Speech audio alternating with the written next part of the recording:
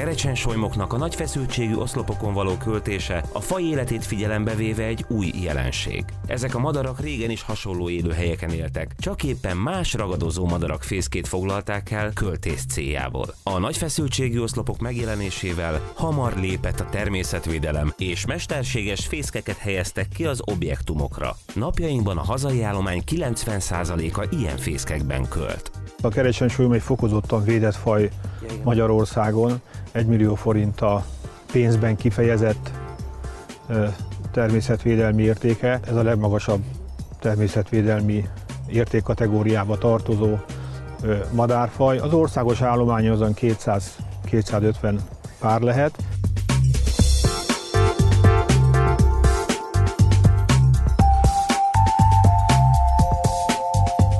A kerecsenek a fészek körül elhelyezett kilépőrudakon párosodnak. A tojó elfoglalja a kedvező helyet és várja a hímet. Ennek annyi a jelentősége, hogy a fészket magára még ezekben a percekben sem hagyják. A költési időszak azt lehet mondani, hogy februárban kezdődik, februárban van a nászrepülésük, akkor általában már megjelennek a fészek környezetében, és a fészek fölött, a fészek térségében a látványos nászrepülést végeznek, kőröznek fönt az égbe. A megfigyelések alapján napjában többször is párosodnak, és már kora reggel 6 óra körül elkezdik.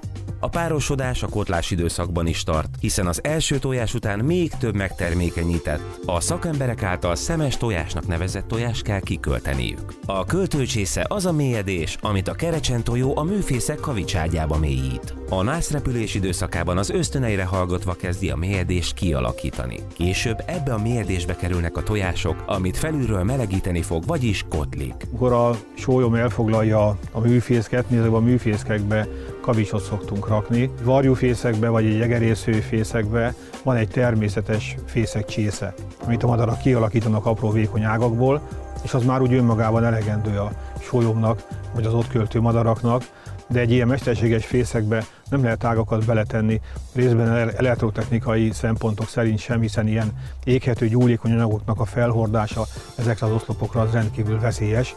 Tőlünk keletebbre azért még mindig költenek füves, sziklás domboldalakba, ahol maguk kaparják ki azt a kis fészkelő üreget, amiben a tojásaikat lerakják. Tehát úgyhogy ez a mesterséges fészkekben, ez a gyöngykavics, ez egy teljesen elfogadható fészkelési lehetőséget biztosít a számukra. A koppány az egy öreg tollazatú hímkerecsensolym, ami azt jelenti, hogy legalább 4 vagy 5 éves, vagy még egy idősebb példány lehet.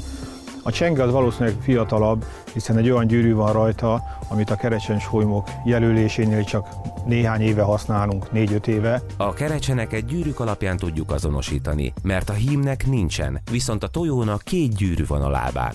Mivel az idősebb kerecsenek évente visszatérnek a revírjeikhez, jó okunk van azt feltételezni, hogy ismét a tavalyi pár költ a műfészkünkben. Amikor a program kezdődött és ki kellett választanunk egy olyan fészket, amit kamerával meg lehet figyelni, akkor elsődleges szempont volt, hogy olyan fészek kellett, ahol már ismertük a sólymokat, és egy jól beállt, jól költő párról van szó. A fészekben éjszakázó tojó lábakon állva nyugtalanul aludt. Sokat tollászkodott, már a fészekben tartózkodása jelezte, hogy közel a tojásrakás ideje. Március 12-én délelőtt 10 óra 22 perckor megláthattuk az első tojást. Ezt követően még várhatóan 2-3 tojással bővül a fészekalom, melyeket várhatóan 2 nap múlva fogja tojni.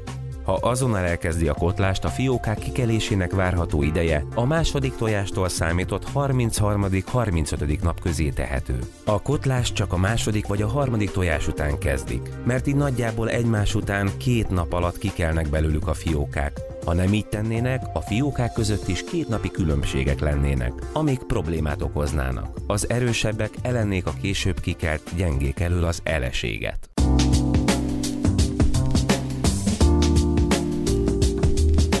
Április 20-a környékén már érdemes ott ülnünk a képernyők előtt és figyelni, hogy mi fog történni. Fönt HD minőségű kamera van, amelyik veszi fel az életét a madaraknak, és ez folyamatosan éjjel-nappal, éjszaka infravilágítással működik ez a kamera. A világon elsőként itt készült éjszakai felvétel a kerecsensolymokról. Így csak most derült ki, milyen is az éjszakai életük ezeknek a madaraknak. Vannak, akik ezt folyamatosan figyelik is. Rengeteg nagyon szép képet kaptunk mi is a nézőktől, akik elmentettek egy-egy alkalmat, amikor gyíkot, vagy különböző madarakat, vagy általában pockot, ürgét, hiszen az ürge az ő legkedveltebb zsákmánya. Annyira hamar köszöntött be a madarak nászrepülése, hogy a kamerák beállítását a tartalékakkumulátorok segítségével kellett elkezdenünk. Mert bármilyen furcsa, a nagy feszültségű oszlopok távvezetékeit nem tudjuk igénybe venni a kamerák energiájának biztosítására. Van egy napelem, amelyik biztosítja az energiát, tehát amíg süt a nap, amíg fény van, nem is biztos, hogy kell mindig sütnie,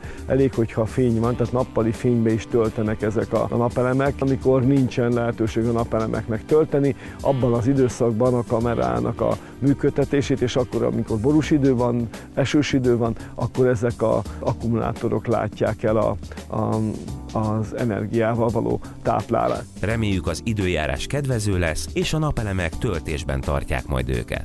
Természetesen nem csak az energiát kell szolgáltatni, hanem a kamerával felvett képeket továbbítani kell.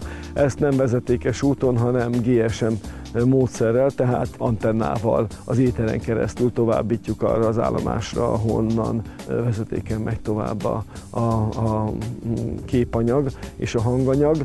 Ezért is van az, hogy kellenek ezek a napelemek, hogy megfelelő energiával el tudják látni a kamerákat. Kövesse a Fészek megfigyelési program elektronikus naplóját a www.mavir.hu weboldalon.